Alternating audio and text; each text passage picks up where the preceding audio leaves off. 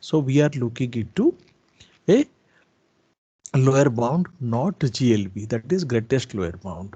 So, and this is otherwise appearing as a tight lower bound. There exists a algorithm with the same efficiency as the lower bound. Then we can prove there is a tight lower bound, and sometimes that algorithm in otherwise known as the optimal algorithm for a particular problem. So why I look into this particular section, suppose you are defining a problem, you prove the solution space to be exponential, you justify, and there are the two things which comes to the picture. If I can define the lower bound, suppose there is no other algorithm is available to compare your work, and you are defining a lower bound from your problem statement, then you propose a algorithm. As you say, you are the sole developer of the algorithm, and after defining the lower bound, you prove that uh, my algorithm complexity will be equal to lower bound. So you have some say. You have some say that you have developed a better, uh, if not best, is a better algorithm. Maybe by changing the context, by defining a lower bound, suppose you able to develop three different algorithm for same problem with different situation, then that can be also a contribution ki I have developed three different algorithm which always works in different situation. That means you are not, your algorithm is not affected by that situation, and you able to complete the algorithm within certain framework. Okay, so these are the few known algorithms which we know. Sorting where lower bound is n log n. That means you don't have any better time complexity than that. Searching in a sorted array will be the log n. So now we come into the tightness, and the tightness we have defined if there exists a algorithm, if there exists a algorithm whose complexity or their worst case complexity will be the log n or omega of log n, then we can say tight. That means when you are writing a algorithm, if somebody will ask, is the algorithm is tight and what is the efficiency, one can find out. Now, if you look into n-digit integer multiplication, so the question is that do you have a algorithm that it is always going to multiply with n digit? If you can prove that, then lower bound will be omega of n, or similarly multiplying the n matrix, it will be, there is no algorithm exists with n square. Yes, we have a better algorithm, but with a different processor structure. Normally not with the processor. In case of parallel architecture, we have a better algorithm. So this is the basic motivation when we start. So now the motivation is like, can we do better when we propose algorithm? If we are not going to do better, we are going to prove why not. That means when you are proposing an algorithm for a problem, you want to argue that I have proposed a best algorithm. Indirectly, you are saying that no other best algorithm is possible. Second, the lower bound prove that we cannot hope for the better algorithm, so matter how smart we are. So if you are proving the lower bound of your algorithm, and I mean complexity of your algorithm after proving lower bound, then if it is equal, you can say my algorithm is one of the best algorithm. So only very few lower bounds of proofs are known, because that's why the problem is open problem. The most notorious open problem in computer science is related to is the proving of the lower bound of the important problems. So this you can list the any type of research problem you are taking off is nothing but the problem which is a challenging one, because we say solution space is exponential, problem is NP complete. So even if some people have proposed the algorithm, they have not able to prove the lower bound of their algorithm. So this is a equal opportunity to all of you. If you are working in any problem, when you are proposing any algorithm for which you are writing the code to implement, you think at least, can I prove lower bound of this problem? You may be successful, you may not be successful, but you can take a chance to decide that if possible to have a lower bound.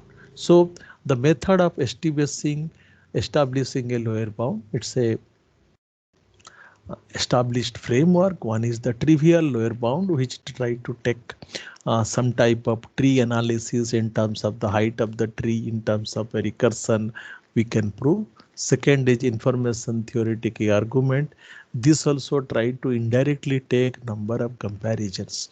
We sketch a decision tree, calculate the number of comparison to do that.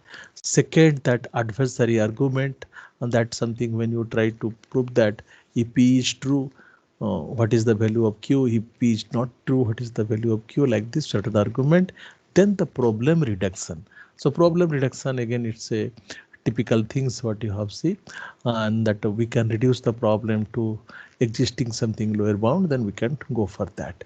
So this trivial lower bounds is based on the counting the number of items that must be processed in the input and to generate the output. That means when you try to multiply to n-bit numbers, you know all the n-bit of the both the numbers has to be compared. So now similarly, this is the example finding the maximum element. So in n steps or n by 2 comparisons, so you are evaluating a polynomial or a multiplication of a polynomial, sorting elements uniqueness and Hamiltonian circuit. So what we can say, these are trivial lower bounds because we can easily calculate number of comparison to be takes place for this problem.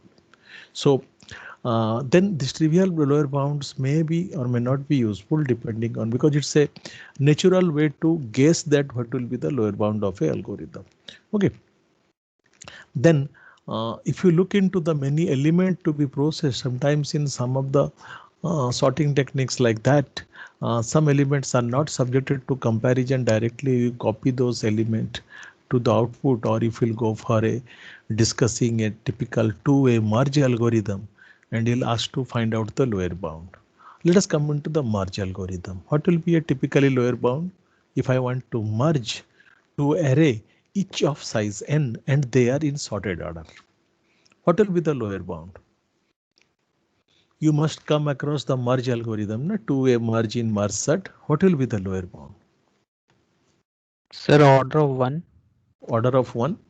I mean, you are deciding, finding that the two array are completely distinct, right? With a you are sure with one comparison, right? The first element of the first array and first element of the second array.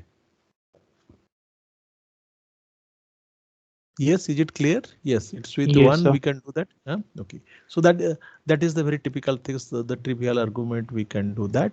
So we can find out the lower bound with reference to number of instance or the logic based on which the algorithms are designed. Okay, the second part is the decision tree. The decision tree here typically we look into the comparison.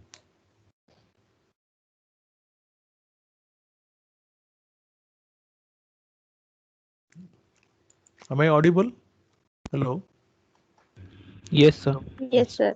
because there is a little bit of power distance. I thought I disconnected. Okay, so in case of the decision tree, this is a conventional modeling that we compare the decision which is to be taken. As I say, it mainly decides the depth or the number of comparison.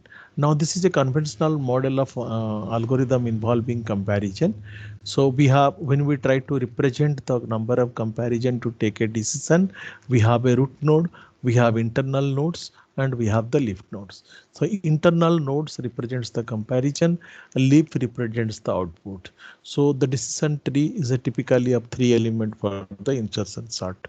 So from these we can estimate the level of representation indirectly, the output that now what would be the number of comparisons required. Okay, so once you come into the decision tree, remember it, once it comes to a tree level, it becomes a pretty easy for us.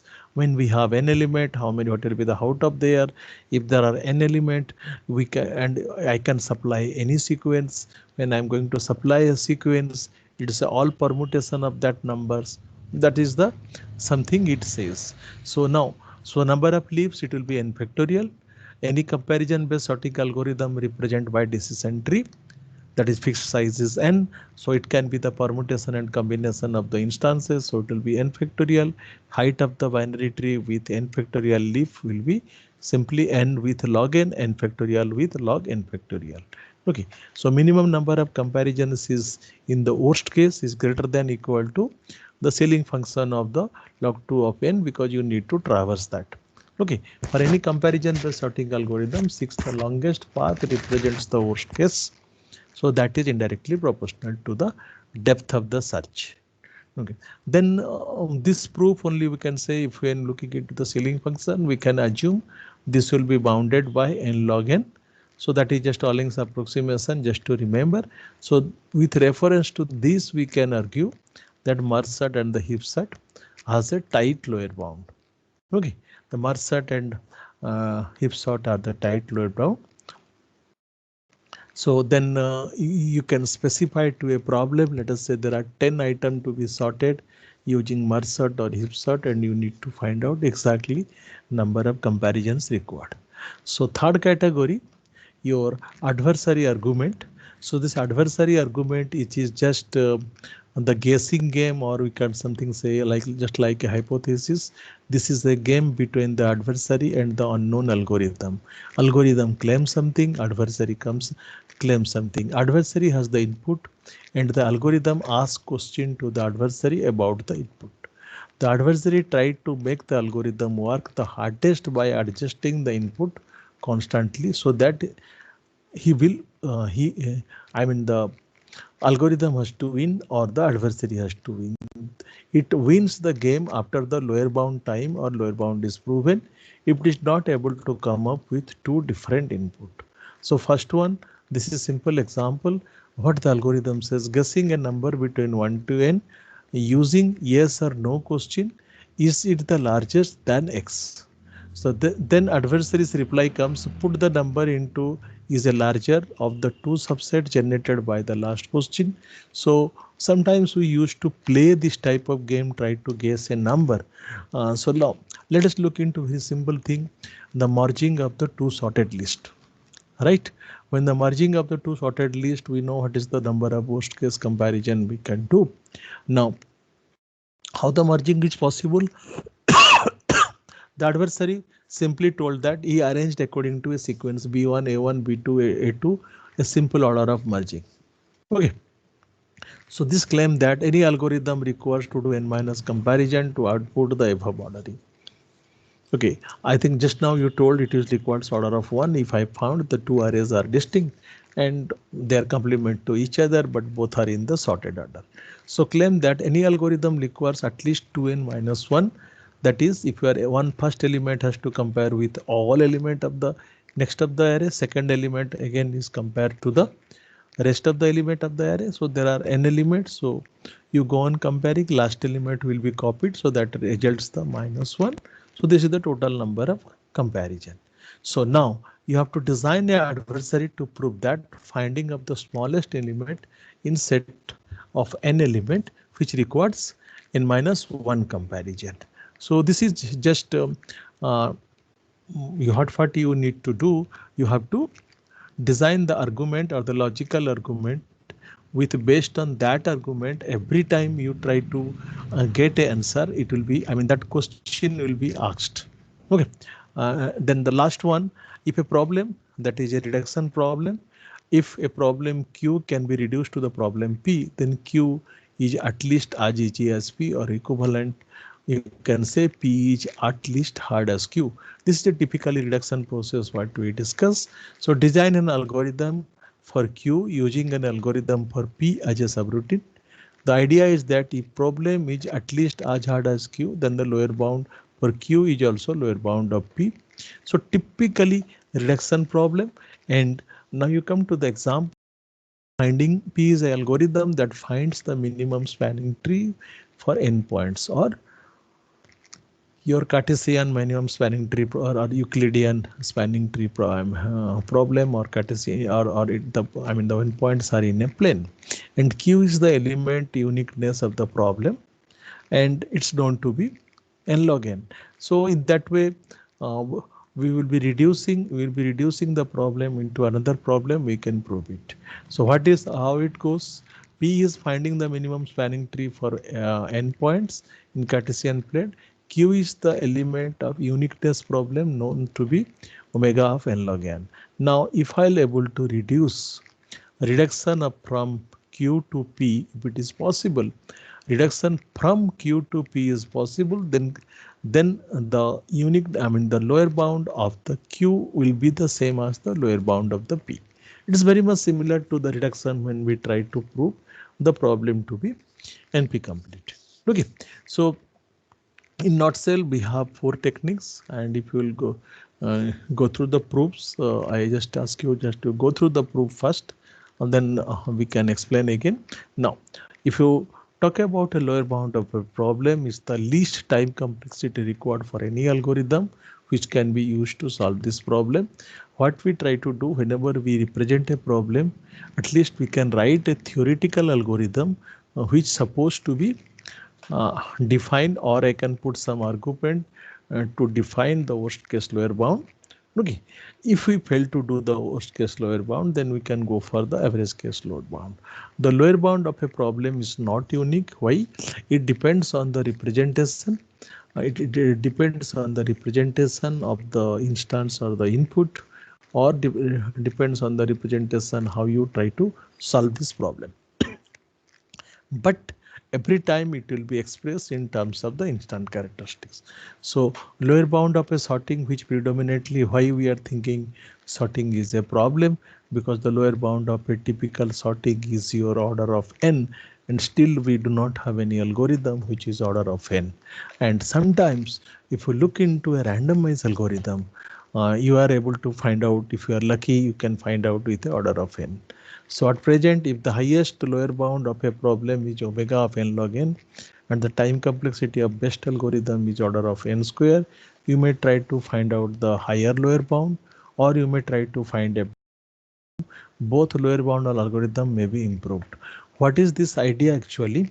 When somebody develop a algorithm, he tried to prove his algorithm is best.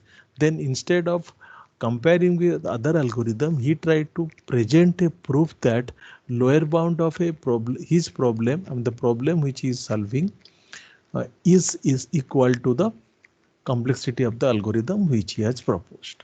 So the vice versa is that some people try to first design an algorithm, then prove that the complexity of algorithm is that the lower bound, that is the lower bound of the problem. Or reverse is that you first prove the lower bound of a problem, then you have proposed a algorithm which is equal to that. If the present lower bound is omega of n log n, and there is an algorithm whose complexity is order of n log n, then the algorithm is optimal. This I told from the beginning. A problem, you prove the lower bound, then there exists a algorithm, or you propose. If that will be same, then you can say it is optimal. Okay, so but here it says it always asks for all the instances. This also I told from the beginning. Let us say we have 3 elements. We are going for all the permutations. This is the way the simulation and studies are carried out when we talk about element. So the element can be of any order. It will be A1, A2, A3, or you are finding A1, A3, A2. So all permutations are listed. And this all permutation has to be tested, so that if for all the cases, if you are sorting or you are performing anything, if all the cases you are finding, then you can have a tight lower bound. Now, if you look into this input data 231, and what is your conclusion? You want to sort it.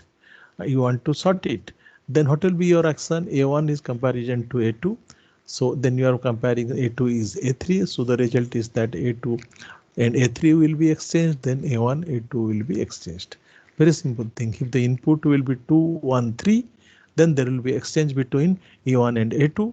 And again, there is a comparison between A2 and A3. No exchange is required. They are in the order. So based on the comparison, if you look into the decision tree for the insertion set, so it can be represented like this. And what it try to do, you look into that, it takes all the possible permutations is related to the item. So this whole picture, that means we try out for all the possibilities. So all possibilities are represented, and somewhere you are finding the decisions at this point, this case.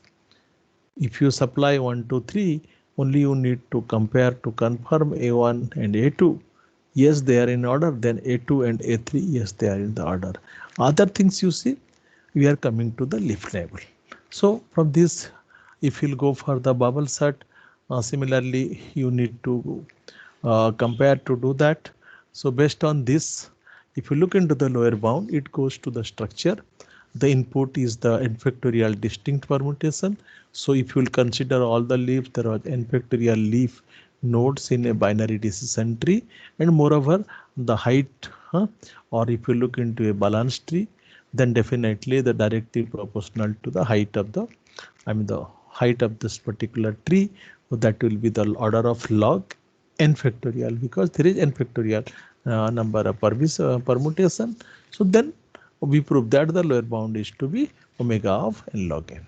So this is a very simple argument to prove the lower bound. Then another method is like that. When we try to prove these things, this is actually people wonder how this is to be proved, omega of n log n. So we try to take the help of proving method. That means we try to find out the area under curve. So this is a simple explanation. We have a sequence of log n, n minus 1, n minus 2 up to 1. So that will be distributed as log 2, log 3 plus log n. When will we add these things, we try to guess a bound, that is a lower bound, that is sum will be greater than this. This will be greater than this, because you try to take log 1, log 2, log 3 up to log n. Then we can represent with this will be equal to log to the base e ln x dx, a simple logarithmic formula. So with all the substitutions and some of the series, and can anybody tell how we are going to find out this 1.44? You see, this is log e is distributed over this, so we find out the 1.44. So lower bound is to be find out is omega of n log n. So when you go back to proving these things, log n factorial ceiling function will be omega of n log n. So that is the proof. So this is the way we can prove. Then another way you try to prove this n factorial. This is the method 2, how you prove this log n factorial to omega of n log n. So that is a numerical evaluation also supports in favor of that. So similarly, a algorithm given is the heap sort. Maybe you may be asked to find out the lower bound of the sorting of the heap sort. So any type of sorting algorithm, there will be a comparison tree, and you go for the comparison tree and then argue across the property, and then change the instance, because there will be an whatever the maximum permutations are possible. Based on that, we try to find out. Maybe you can go for creating a binary heap. This is simply a heap creation. I think I did not discuss how to heap to create. So the insertion followed by a heapify if required, insertion followed by a heapify when it is required. So then after doing that, if you are going to sort, you goes in a reverse way. What you try to do, you see number of children are possible using a linear array, not a binary tree, because when we try to construct a heap, you please remember we implement a heap using binary tree. The root node goes to a1, and the left child is 2n or 2i, and 2 into I into then 2i. In this fashion, we go on posting the childs. So that's why it's the son of AH and son are the 2H plus 1. This is the sequence it goes. So we able to find out because it's directly proportional to the height. And when you go to the linear array, though it is stored in the linear array, but the search progress in terms of height. So it will be log n log n. And when we try to prove, this is the typical things which you can take the help of any theorem. I think I told you in one class how to prove that height of a binary tree, and I suggest you to go for D Samanta where simple proofs are there. How to prove height of a binary tree will be order of log n, and here this actually we try to prove. This is one of the proof, not the only proof. This is a binary tree and we call it the height is equal to D, and depending on the log n we use a floor function. So that is the number of comparison is at most is directly proportional to the height. So this is a method through which we are proving that the complexity will be, I mean the depth will be order of log n. Okay, you can take the help of, like Ajay say, the data structure and algorithm by D. Samanta, where simple proofs are there to prove that height of a binary tree is order of log n. Okay, so then once you prove it, if there are n number of elements, so there will be a number of comparisons that at every stage. So total number of depths multiplied with the number of levels, I mean the number of elements, that results you n into log n. Okay, that is the another way you can argue to prove it. So almost all tree based are is based on the label. If you look into the n, it will be nothing but the permutation of n element. So if it is already sorted, then it will be directly proportional to a length of that particular array. It is skewed left or skewed right. So in general, a binary decision tree, the average time complexity of a sorting algorithm is nothing but the external path length of a binary tree. So external path length is minimized if there is a balance tree. There is a balance tree, or all the nodes will be either at the root level or root level minus one level. So that actually decides what should be the depth. But why n factorial is taken? Because we are considering, even if given an input sequence, we consider number of permutation is possible to that input sequence. So that will be a generalized representation, or it will be an instance specific for one instance. So this is a simple example. If you look into the external path length, this will be 1, 2, 3, 4. Okay, 4. And if, similarly, if you look into this 1, 2, 3, and this will be 1, 2. So looking into this, if you will be finding the external path length and external path length of a balanced one and unbalanced one, definitely the unbalanced one gives you the longest part. So in a lower bound of the sorting, that's why we are considering all the instances. That means without looking into any complicacy, if we'll say this is one of the picture possible through one instance, then this is the second picture which possible with other instance. If I have got 20 instance possible for 1, 2, 3, 4, the set is fixed, the input set is fixed. Only we are changing the occurrence of the elements or the permutation of that. So we can have many trees, out of which the tree whichever is balanced, that represents the lower bound. That represents the lower bound. Argument is same. The compute the minimum external path length is nothing but the computation for the lower bound. Let D be the depth of the binary search tree with C leaves. C represents or N represents log n. Log n with ceiling function in equal to D. So when a tree is balanced one, either the nodes are appearing at the label D minus 1 or at the label D. So the same argument will put, let x1 be the leaf nodes in the label of D minus 1, x2 will be the leaf node in the label of D. When we are looking into the binary tree, you know the properties that the number of nodes which you are having in the at one level, the rest of the nodes will be doubled. Okay, so that relationship we try to put there, because C we have find out this is the height of the log C, that will be terms of the 2 to the power D minus 1, and x2 will be substituted x2 divided by 2 depending on the D values. So then we calculate the external path length, and here also you'll be finding the same thing. We are looking into n factorial, we try to derive this will be omega of n log n. So these are the various method, when mostly all the methods uses that is your height of the tree and try to prove height of the tree followed by the number of element it is going to compare.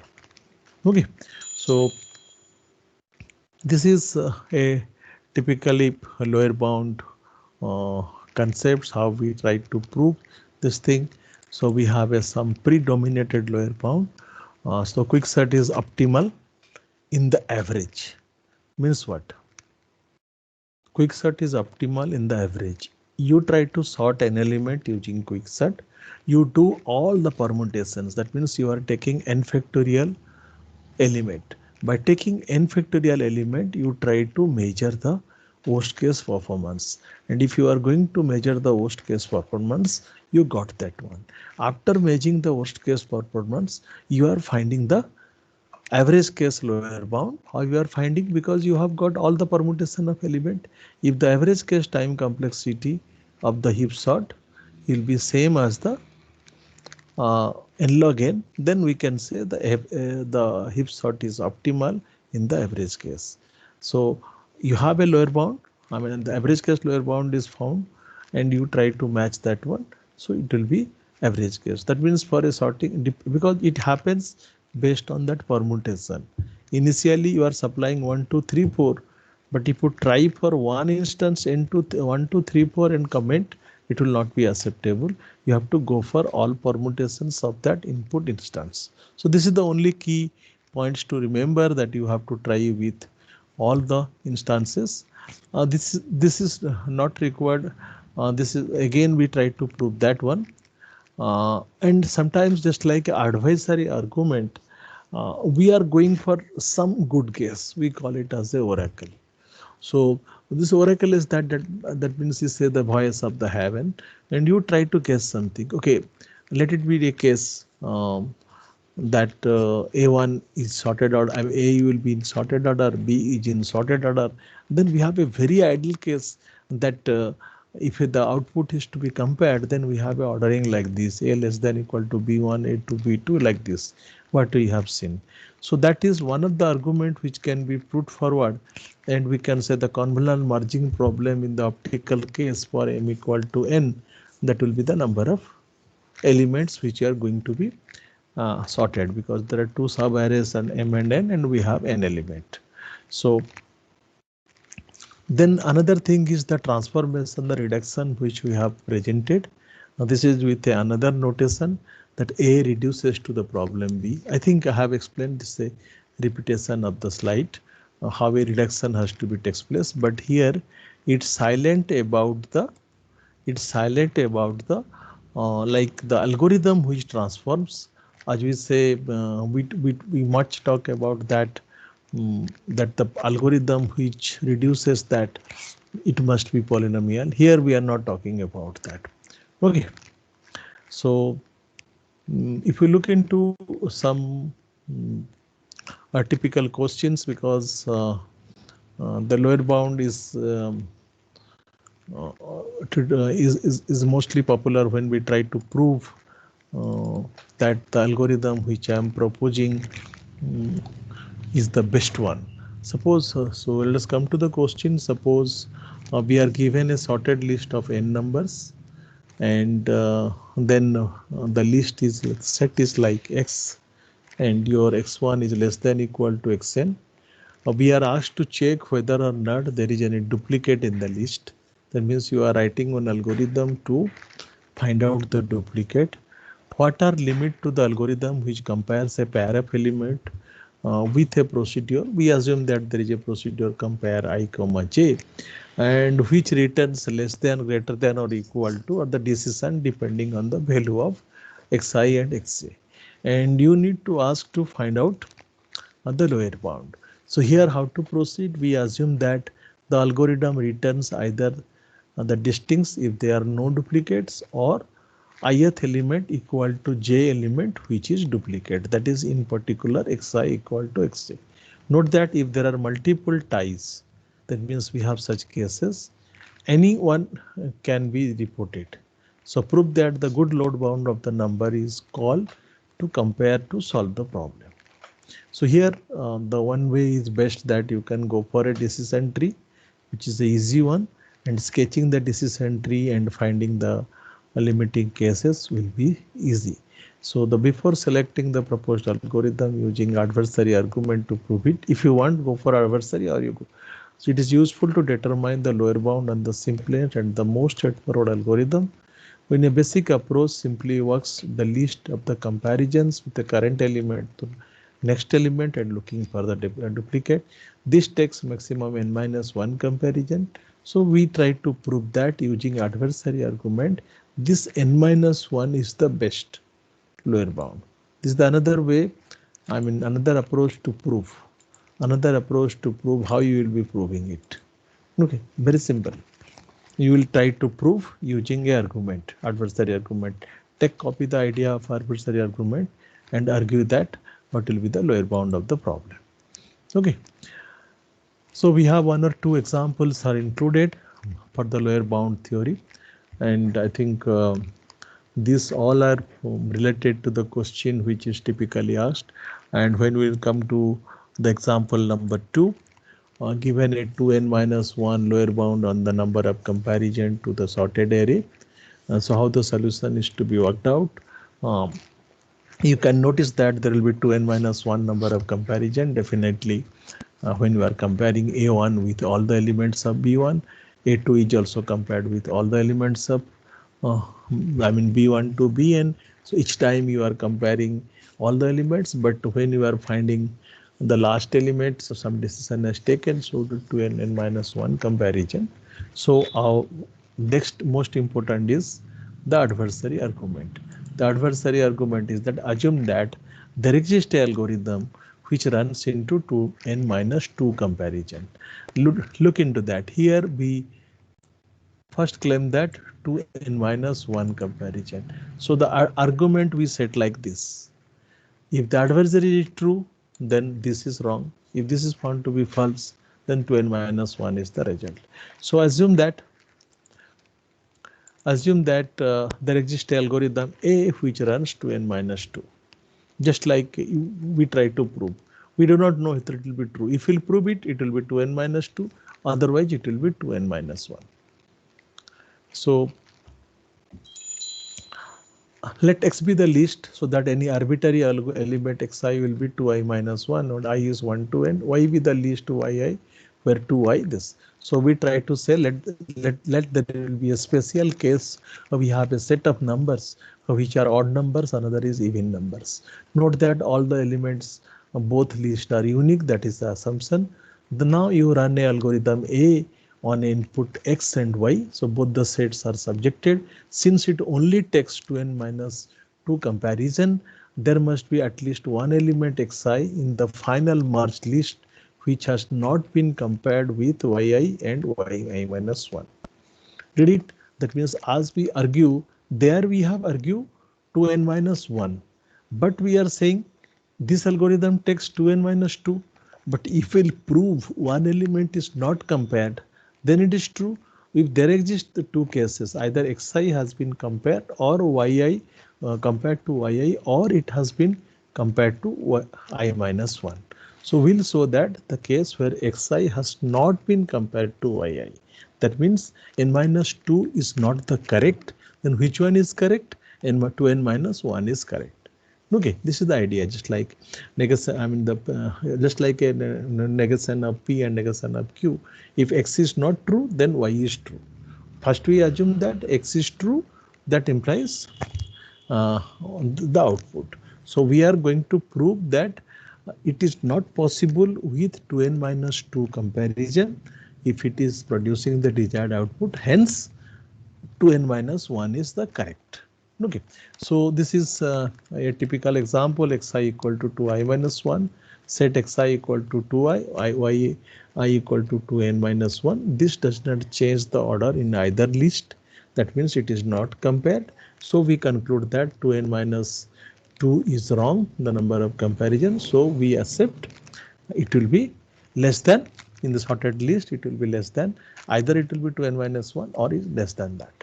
Okay, so that means sorry, it is not possible to do it with lesser than 2n minus 1. Hence it will be 2n minus 1 itself. Okay.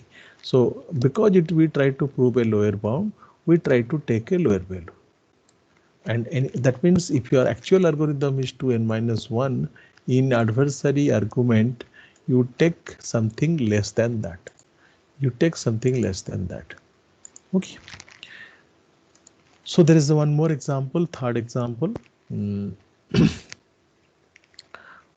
have a third example, which is typically again a comparison tree based and suppose you are given a sorted list that is with n element. We are asked to find out the lower bound on a comparison based algorithm, finding an arbitrary value x in a hex. in the array. So assume that the algorithm outputs I if x equal to ai, that is the location of the array, and otherwise 0. So assuming that it is logically represented as a tree, but actually it represented in a array. So we are discussing the number of comparison in terms of the decision. Okay, so here it is very simple. It goes the depth wise depending on the number of elements, 2 to the power 0 at the root level to 1 2 up to 2k minus 1. So based on that we compare the number of comparisons, then the number of comparison at each level. Root level 1 comparison, next level 2 comparison, next level 3 comparison. In general there are 2 to the power I number of nodes, so it will be 2k minus 1, and we are finding a bounding of 2 to the power k minus 1 as log n plus 1. So this is the another way to prove the lower bound. Okay, so we have question number 4 with similar to that, proving the lower bound, and most of the such type of a peculiar example, suddenly we guess a function. Yes, this is the way one has to start. You when you try to prove, you propose there is a function, there exists a function, and based on that we'll prove there is a function which is able to compare or test two element. Very simple thing is something can be compared two elements. So that type of argument, I mean assumption has come to picture. Based on that function we try to calculate the number of comparisons. Okay, and this is the fourth example. You go through that. Similarly, based on the number of decisions you have taken or number of comparisons you have taken, it starts with all the labels. So we find out a series, then we try to find out a bound. Okay, so these are the different techniques we can use to find out the lower bound. This is I mean, one of the basic requirements which is not used by the people when we try to define a problem. But if you can reflect those things in your problems, I mean when you are working for the thesis and others, it will be useful. That means number of times we try to take the help of other people's algorithm. When I am proposing algorithm, people say, why not you have compared your algorithm with other people? That is not possible for all the cases. To them we can tackle that by defining the lower bound. We can do that. Okay, so that's all for today. This is a lower bound theory. Maybe in the next class I'll go back to, because we left something on the approximation. Also we left the good amount of proof on NP completeness. Okay, so that's all from my Hello, side. sir. Yes. Hello. Yes, please. Yes, sir. Yes, sir. Sir, one day I asked like if the time complexity is instance specific or not. You said yes, it Mhm. is. Sir, in Yes. today's class, in the Yes. problem when we were to Yes. find the Yes. average Yes. time. Yes. Yes. Yes. Yes, sir. Got it. Yes. Average. Yes. Yes. Why I say it is an instance specific. There we are talking of a typical instance like this when all elements are equal, right? When I Yes, say sir. instance specific, when all elements are equal, like suppose we talk about a quick sort and others. Okay, we we talk about the all elements are in ascending order. We still try to sort them in ascending order.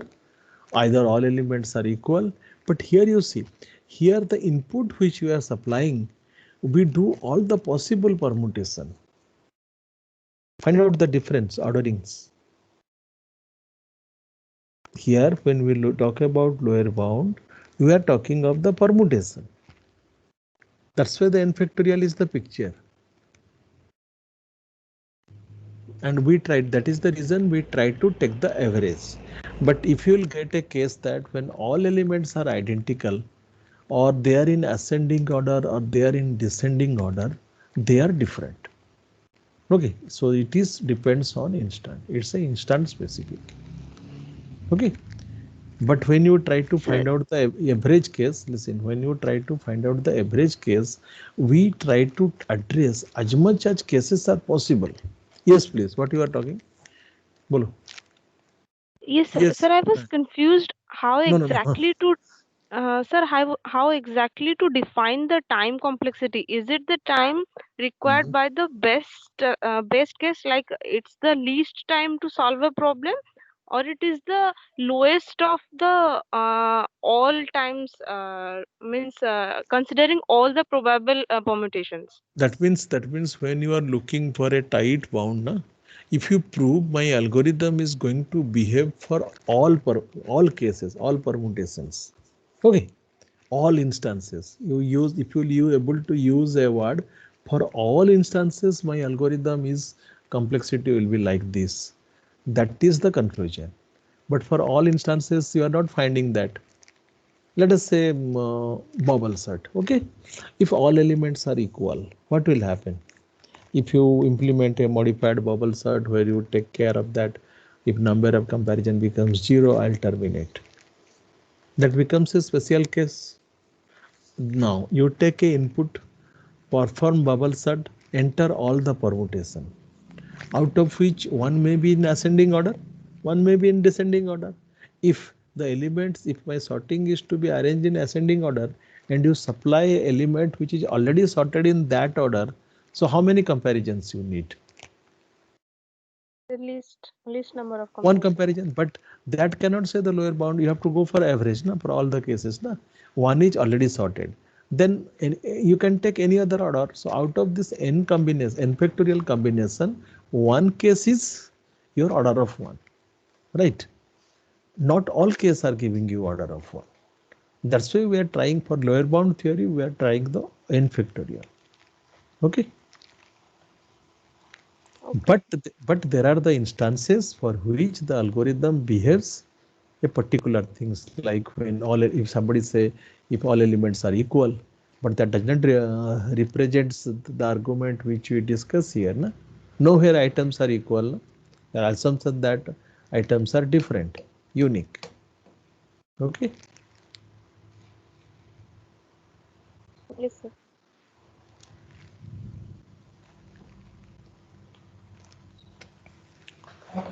Hello, sir. Yes, please. Sir, I joined a bit late today, so would it be a problem? Problem? No problem. No, I mean for attendance. I mean, like I No, joined late. no, not is. I'll take care of it. Okay. Okay, thanks. Okay, thank you. Okay, we close the session. Maybe tomorrow you are having one class or any classes there from 2:15? No class from 2:15. Okay. We'll be starting at 1:15. Then we need to discuss something. I'll tell you there are many things are left, but how